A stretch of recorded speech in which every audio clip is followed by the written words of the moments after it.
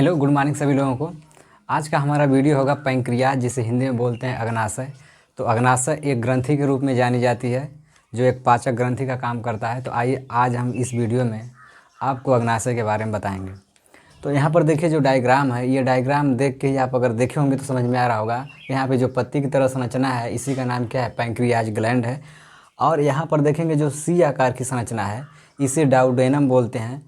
और यह हमारे छोटी आंत का सबसे ऊपरी भाग है जो अंग्रेजी के सी आकार का हो जाता है, तो डाउडेनम। और इसके बाद ऊपर जो नाम लिखा गया है इसे लिखा गया बाइल डक्ट। ये वाली जो थैली है इसका नाम है गाल ब्लैडर, जिसे हिंदी में पित्ताशय बोलते हैं। और पित्ताशय के अंदर क्या बनता है, तो भाई पित्त बनता है, आपको पहले पता होगा। और ये पित्त बन करके पित्त वाहिनी द्वारा, बाइल डक्ट का मतलब होता है पित्त वाहिनी, पित्त वाहिनी से आ करके जहाँ पर हमारा अग्नाशय की जो यहाँ पे नली है, अग्नाशय के अंदर क्या बनता है, तो भाई अग्नाशयी रस बनता है। तो वह रस इन छोटी छोटी कोशिकाओं में बन करके और पतली पतली ब्लड वेसल्स, रक्त नलिकाओं द्वारा इस मोटी नली में आ जाता है। और यह मोटी नली छोटी आंत में आके खुल जाती है। तो आंत रस के अंदर एंजाइम होता है, वो एंजाइम आके भोजन को पचाते हैं। तो आइए आगे का देखते हैं। तो ये हमारा हो गया, ये हो गया ग्रहणी, ये हो गया हमारा पित्तवाहिनी, ये हो गया पित्ताशय, और ये हो गया हमारा अग्नाशय। क्या बोलेंगे, अग्नाशय, अग्नाशय ग्रंथि बोलेंगे। तो आपको ये इमेज समझ में आ गया। और ये पत्ती के आकार की जो संरचना है यही हमारा क्या है, पैंक्रियाज यानी अग्नाशय है। तो इस अग्नाशय को हम लोग मिश्रित ग्लैंड के नाम से जानते हैं। किस ग्लैंड्स के नाम से जानते हैं, मिश्रित ग्लैंड के नाम से जानते हैं। क्यों, क्योंकि ये जो पैंक्रियाज है, ये पैंक्रियाज में दो तरीके के पार्ट होते हैं। दो तरीके का पार्ट का मतलब होता है कुछ भाग इसका बहिस्रावी ग्रंथि का काम करता है, तो कुछ इसका भाग अंतःस्रावी का काम करता है। बहिस्रावी को इंग्लिश में हम लोग बोलते हैं एक्सोक्राइन पार्ट, और अंतःस्रावी को बोलते हैं इंडोक्राइन पार्ट। तो एक्सोक्राइन पार्ट मैंने बताया था कि बॉडी के अंदर जो ग्लैंड्स होते हैं, इसके पहले मैंने बताया था कि जो ग्लैंड्स होती हैं वह ग्लैंड्स थोड़ा सा देख लीजिएगा। जो ग्लैंड्स हैं, यह ग्लैंड्स कितने प्रकार की होती हैं, तो मैंने बताया था 3 प्रकार की होती हैं। कितने प्रकार की होती हैं, 3 प्रकार की। एक को मैंने बताया था कि एक्सोक्राइन ग्लैंड, क्या बताया था, एक्सोक्राइन ग्लैंड, क्या बताया था, एक्सोक्राइन। एक को मैंने बताया था इंडोक्राइन, इंडोक्राइन ग्लैंड, क्या बताया था, एक्सोक्राइन ग्लैंड। तो तीसरे नंबर की ये क्या है, पैंक्रियाज है। अब इसके बारे में बताएंगे, जिसे बोलते हैं, एक मिनट, मिक्स बोलते हैं। क्या बोलते हैं, मिक्स, मिक्स ग्लैंड। 3 तरह का ग्लैंड होता है। तो ग्लैंड हमारे बॉडी के अंदर एक थैली की तरह संरचना होती है, जिसके अंदर या तो कह सकते हैं कि एंजाइम बनाएगा, या तो हार्मोन बनाएगा, या तो हमारे अंदर जूस बनाएगा। ठीक है, तो ऐसी थैली को हम लोग क्या बोलते हैं, ग्लैंड बोलते हैं। यह ग्लैंड हमारे बॉडी में 3 तरह का पाया जाता है। जैसे यहाँ पे लिखा गया एक्सोक्राइन ग्लैंड। एक्सोक्राइन ग्लैंड को बहिस्रावी ग्रंथि बोलते हैं। क्या बोलते हैं, बहिस्रावी ग्रंथि बोलते हैं। इसका मतलब हो जाएगा अंतःस्रावी बोलते हैं। क्या बोलते हैं, अंतःस्रावी ग्रंथि बोलते हैं। इसको मिश्रित ग्लैंड बोलते हैं। क्या बोलते हैं, मिश्रित ग्लैंड बोलते हैं। तो ये हमारा हो गया 3 तरह का ग्लैंड्स होती हैं। अब हम बताएंगे कि बहिस्रावी ग्रंथ किसे कहते हैं, बहिस्रावी जो ग्रंथि होती है किसे कहते हैं। तो बहिस्रावी ग्लैंड्स का मतलब ये हो जाएगा जो हमारे बॉडी में एंजाइम बनाएगी, यानी वह ग्लैंड जो हमारे बॉडी के अंदर एंजाइम बनाएगी, उस ग्लैंड्स को हम लोग क्या कहेंगे, उसे हम लोग कहेंगे बहिस्रावी या एक्सोक्राइन ग्लैंड्स बोलेंगे। और जो ग्रंथि हमारे अंदर हार्मोन बनाएगा, क्या बनाएगा, हार्मोन बनाएगा, इसे हम लोग बोलेंगे कि ये अंतःस्रावी ग्रंथि है। और जो ग्रंथि एंजाइम और हार्मोन दोनों को बनाएगी उसी को हम लोग बोलते हैं मिक्स ग्लैंड। और मिक्स ग्लैंड का एग्जाम्पल क्या है, तो मिक्स ग्लैंड का एग्जाम्पल हमारा क्या है, पैंक्रियाज है। क्या है, पैंक्रियाज है, यानी अग्नाशय है। तो वही देखिए यहाँ पर लिखा गया अग्नाशय। तो अग्नाशय को हम लोग मिश्रित ग्लैंड के नाम से जानते हैं, क्योंकि इसका कुछ हिस्सा एक्सोक्राइन का काम करता है, बहिस्रावी का काम करता है, और कुछ हिस्सा अंतःस्रावी का काम करता है। तो यहाँ पर देखिए लिखा गया है कि जो हमारा अग्नाशय होता है इसके 2 पार्ट होते हैं। एक लिखा गया एक्सोक्राइन पार्ट, एक लिखा गया इंडोक्राइन पार्ट। एक्सोक्राइन पार्ट यानी बहिस्रावी वाले भाग से क्या निकलता है, तो यहाँ पे देखिए एक नाम लिखा गया है पैंक्रियाटिक जूस। पैंक्रियाटिक जूस का मतलब होता है अग्नाशयी रस, यानी इतना पढ़े होंगे हाई स्कूल में, अग्नाशय ग्रंथि से अग्नाशयी रस निकलता है और यह रस छोटी आंत में जाता है। तो सही पढ़े हैं। यहाँ पर देखिए एक्सोक्राइन पार्ट से पैंक्रियाटिक जूस निकलता है, इसे हिंदी में अग्नाशयी रस बोलते हैं। और इस रस में से क्या निकलेगा, इस रस में सॉरी क्या पाया जाएगा, तो एंजाइम पाया जाता है। क्या पाया जाता है, एंजाइम पाया जाता है। अब यह एंजाइम, अब यहाँ से देखिए एक्सोक्राइन पार्ट यानी इसके अंदर क्या हो गया, ये हमारा जो पार्ट है इसे एसिनी बोलते हैं। क्या बोलते हैं, एसिनी बोलते, क्या बोलते हैं, एसिनी। प्रत्येक एसिनी के अंदर यह हमारा अग्नाशयी रस बनता है और पतली पतली ब्लड रक्त नलिकाएँ होती हैं, इससे जुड़ी होती हैं। ये सब जाकर के मोटी नली में जुड़ जाएंगे और इनके अंदर जब हमारा अग्नाशय रस बनता है तो वह आके मोटी नली के द्वारा छोटी आंत में खुल जाता है। अब ये रस छोटी आंत में आ गया। अब छोटी आंत के अंदर जैसे भोजन आता है तो उनके अंदर पैंक्रियाटिक जूस आ करके उसमें क्या होता है, एंजाइम होता है। फिर छोटी आंत में इतना पड़े होंगे पूरा भोजन का पाचन हो जाता है। उसके बाद फिर पाचन के लिए कुछ बचता नहीं है, क्योंकि इसके अंदर अग्नाशय रस आता है, इसमें एंजाइम होते हैं। एंजाइम देखिए 3 तरह के होते हैं, 3 एंजाइम होते हैं।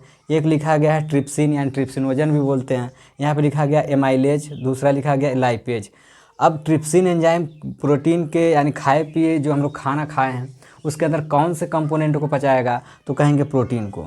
किसको पचाएगा, प्रोटीन को। अगर आपने भोजन में प्रोटीन लिया है तो जितना भाग प्रोटीन का होगा उस प्रोटीन को पचाने के लिए हमारे अंदर ट्रिप्सिन पाया जाता है। क्या पाया जाएगा, ट्रिप्सिन। किससे निकलेगा, पैंक्रियाटिक जूस से। पैंक्रियाटिक जूस कहाँ से, एक्सोक्राइन पार्ट से। एक्सोक्राइन पार्ट किसका है, पैंक्रियाज का। अगला एंजाइम है एमाइलेज। एमाइलेज किस पे काम करेगा, तो कहेंगे स्टार्च पे। अगर भोजन में आप स्टार्च लिए हैं, मंड लिए हैं, स्टार्च का हिंदी मंड होता है भाई, अगर मंड लिए हैं तो उसको पचाने के लिए कौन काम करेगा, एमाइलेज। अगर भोजन में आपने ऑयल लिया है, तेल लिया है, घी लिया है, ऐसे चीज़ लिए हैं तो उसको पचाने के लिए हमारे बॉडी में क्या होगा, लाइपेज, यानी ये किसको पचाएगा, फैट को पचाएगा। तो यहाँ तक समझ गए होंगे। तो ये हो गया एक्सोक्राइन पार्ट। अब इसमें देखेंगे इंडोक्राइन पार्ट। इंडोक्राइन पार्ट से क्या निकलेगा, हार्मोन। देखिए मैंने यहाँ पे लिखा है कि इंडोक्राइन वाला भाग क्या निकालता है, हार्मोन निकालता है। तो अब हार्मोन यहाँ पे निकलेगा, इंडोक्राइन पार्ट से क्या निकलेगा, हार्मोन। अब ये हार्मोन निकलता है तो इंडोक्राइन पार्ट में 3 तरह के सेल पाए जाते हैं। कितने तरह के सेल पाए जाते हैं, 3 तरह के सेल। एक अल्फा, एक बीटा सेल, एक गामा सेल। 3 तरह के सेल पाए जाते हैं। किसमें, इंडोक्राइन पार्ट जो पैंक्रियाज का अंतःस्रावी भाग होगा उसमें 3 तरह के सेल पाए जाएंगे। एक अल्फा सेल, एक बीटा सेल, एक हमारा गामा सेल। अब तीनों सेल से अलग अलग हार्मोन निकलेगा। हार्मोन का काम क्या होगा, अब देखिए यहाँ पे लिखा गया अल्फा सेल से ग्लूकेगान हार्मोन निकलेगा। नाम सुनिएगा ध्यान से, ग्लूकेगान हार्मोन। अब ग्लूकेगान हार्मोन का काम ये होता है कि जो आप खाना लेते हैं तो आपके बॉडीज़ के कह सकते हैं आवश्यकता से अधिक हो जाता है, तो वह एनर्जी, वह हमारा ग्लूकोज हमारे बॉडी में स्टोर हो जाता है। उसको क्या करता है, स्टोर हो जाता है तो वह ग्लाइकोजन के फॉर्म में स्टोर हो जाता है। तो ग्लाइकोजन क्या करता है, जिस दिन हम उपवास रहते हैं या व्रत रहते हैं तो उस समय भोजन पानी जब नहीं लेते हैं या बीमार रहते हैं तो हमारे बॉडी को एनर्जी कहाँ सप्लाई होती है, तो हमारे बॉडी के अंदर जो ग्लाइकोजन के रूप में ग्लूकोज पहले से जो हमारे बॉडी में स्टोर किया गया है वह ग्लाइकोजन टूट के ग्लूकोज में कन्वर्ट हो जाता है और वह ग्लूकोज टूट करके हमारे बॉडी को एटीपी प्रदान करता है। तो ग्लाइकोजन को ग्लूकोज में बदलने का काम कौन करता है, ग्लूकोगान हार्मोन करता है। बस इतना ही आपको बताना है कि हमारे बॉडी में जो ग्लाइकोजन के रूप में ग्लूकोज को स्टोर किया गया है उस ग्लूकोज को ग्लूकोज में बदलने के लिए कौन सा हार्मोन होता है, तो बताएंगे ग्लूकेगान हार्मोन होता है। दूसरा हार्मोन हमारा है बीटा सेल से निकलता है। इसका नाम इंसुलिन है, नाम सुने होंगे इंसुलिन का काम ये होता है कि जब हमारे बॉडी के अंदर या ब्लड के अंदर जब ग्लूकोज का लेवल ज़्यादा हो जाएगा, यानी ज़्यादा मात्रा में ग्लूकोज ले लेंगे, मीठा वगैरह खा लेंगे, तो यह जब ग्लूकोज का लेवल बढ़ता है तो यह ग्लूकोज को किस में कन्वर्ट कर देता है, ग्लाइकोजन में। किस में कन्वर्ट करता है, ग्लाइकोजन में। इसी का उल्टा ये करता है, ये ग्लाइकोजन को ग्लूकोज में बदलता है, ग्लूकेगान हार्मोन। तो जब हमारे बॉडी के अंदर ग्लूकोज की कमी होगी तो हमारे अंदर के ग्लाइकोजन को ग्लूकेगान हार्मोन ग्लूकोज में बदल देता है, और जब हमारे बॉडी के अंदर ग्लूकोज की मात्रा ज़्यादा हो जाती है तो यह ग्लूकोज को ग्लाइकोजन के में बदल करके लीवर में और मांसपेशियों में स्टोर कर देता है। तो इंसुलिन हार्मोन जो होता है, अगर ग्लूकोज ज़्यादा बढ़ जाएगा ब्लड में तो भाई एक रोग हो जाएगा जिसे मधुमेह या डायबिटीज़ या शुगर के नाम से जानते हैं। तो इतना सुने होंगे, जिनको शुगर हो जाता है उन्हें इंसुलिन का इंजेक्शन लगता है, क्योंकि 40 साल के बाद यह हमारा जो पैंक्रियाज का बीटा सेल है इंसुलिन बनाना बंद कर देता है। अगर उस टाइम पे अगर आप ज़्यादा ग्लूकोज लेंगे, ज़्यादा मीठा का सेवन करेंगे तो आपके बॉडी में ग्लूकोज का लेवल बढ़ जाएगा, और बढ़ने से एक रोग हो जाएगा जिसका नाम है डायबिटीज़। तो डायबिटीज़ हो जाता है 40 साल के बाद। छोटों बच्चों में यह ग्रंथि बहुत एक्टिव होती है, इसलिए छोटे बच्चे कितना भी मीठा खा लें तो उनके अंदर यह रोग होने वाला नहीं है, क्योंकि उनकी पैंक्रियाटिक ग्लैंड जो है, जो पैंक्रियाज है, जो ये ग्लैंड क्या करती है, यह ग्लैंड बीटा सेल इंसुलिन इतनी भारी मात्रा में बनाता है कि उनको क्या करता है, वो ग्लाइकोजन में कन्वर्ट कर देता है। इसलिए इनके ब्लड में कभी शुगर का लेवल बढ़ता नहीं है। तीसरे नंबर पर जो हमारा है गामा सेल, इससे निकलता है सीरोटोनिन हार्मोन। सेरोटोनिन हार्मोन का काम ही होता है कि इसका पहली बात तो दो ऑप्शन है, एक तो एक बुक में लिखा रहता है, इसका आज तक काम का पता ही नहीं चला। दूसरी बात यह है कि एक बुक में लिखा है कि यह हार्मोन क्या करता है, यह हार्मोन दोनों हार्मोन को नियंत्रित करने का काम करता है कि दोनों की मात्रा कभी कम ना हो ना कभी ज़्यादा हो। क्यों? क्योंकि ग्लूकेगान हार्मोन की मात्रा अगर ज़्यादा हो जाएगी तो हमारे बॉडी के अंदर जितने भी मसल्स में, लीवर में ग्लाइकोजन स्टोर किया गया सब ग्लूकोज में टूट जाएगा और यह यूरिन के माध्यम से बाहर निकलने लगेगा। बात समझ में आ रही है? तो ये हो जाएगा, यानी पूरा ग्लूकोज टूट जाएगा तो हमारी बॉडी एनर्जी लेस हो जाएगी। अगर इंसुलिन ज़्यादा हो जाएगा तो हमारे बॉडी का सारा ग्लूकोज किस में, ग्लाइकोजन में कन्वर्ट हो जाएगा। तो इन दोनों हार्मोन को बैलेंस करने के लिए जो हार्मोन इसमें पाया जाता है उसी हार्मोन को हम लोग सीरोटोनिन बोलते हैं, या सीरोटोनिन का कहीं कहीं लिखा है, इसका काम ही नहीं पता है। तो आज के जो ग्लैंड्स है वो हमारी पैंक्रियाज ग्लैंड थी। तो आई होप समझ गए होंगे। तो आज के लिए इतना ही। वीडियो को ज़्यादा से ज़्यादा देखिए, शेयर करिए, लाइक करिए, फॉलो करिए चैनल को। Thank you so much.